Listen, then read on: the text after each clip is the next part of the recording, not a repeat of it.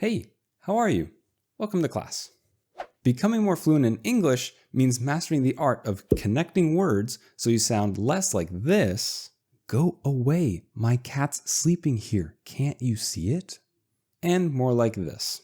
Go away, my cat's sleeping here, can't you see it? Now this sentence flows more nicely thanks to some subtle pronunciation tricks which help the sentence sound more like one long word. But your brain knows where the breaks are in the words when you know the vocabulary. So today, let's look at some ways to smoothly connect words. One trick for connecting vowel sounds is to keep your voice going when you transition from one to the next. So let's look at go away. We need to transition from O with rounded lips to ah with my mouth wide open. So I keep my voice going the whole time, oh-wah, oh-wah. And this should kind of remind you of a W sound, wah.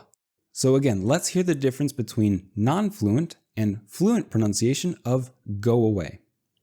Go away, go away. Now let's hear some more examples. So interesting. How about today? Come to our house. Another example from our original statement was see it. And again, we want to keep our voice going as we transition from E to I, which adds a kind of Y sound. I, I, I. So once more, non-fluent versus fluent pronunciation. See it, see it. And here's a few more examples. I am, he is, free internet. Now, with consonants, we do the same thing where it's possible. For example, earlier we heard my cat's sleeping. These are the same S sounds, so we just keep pronouncing S. Again, let's compare non-fluent and fluent pronunciation. Shh, my cat's sleeping. Shh, my cat's sleeping. And now some other consonant examples. I'm married. Beth thinks. Car ride. But what about consonants we can't continue pronouncing? I'm glad you asked. Some consonant sounds like D and K can't be continually pronounced. So let's look at one example with two D sounds. Dad doesn't. Alone, dad sounds like dad. But we have another D sound after it.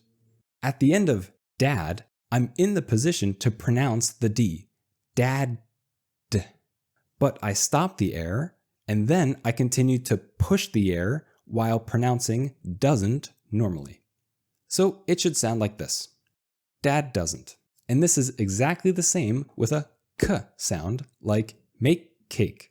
So again, I get into the position to fully pronounce make, but I stop the air, and then I push the air to normally pronounce cake. So it should sound like make cake. And a little faster, make cake. And the final trick we have for today is connecting a T ending with the word you. Like we heard earlier when I said, can't you? So we take both the T and the Y, we throw them away, and add a ch sound. Here are some examples. Won't you? Don't you? Hurt you? Get you, that you.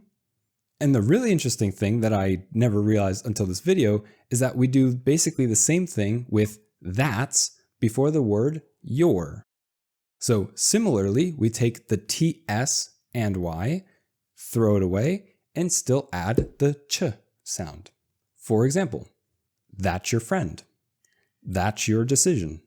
So now you'll be able to speak a little more fluently by connecting words just like natives do.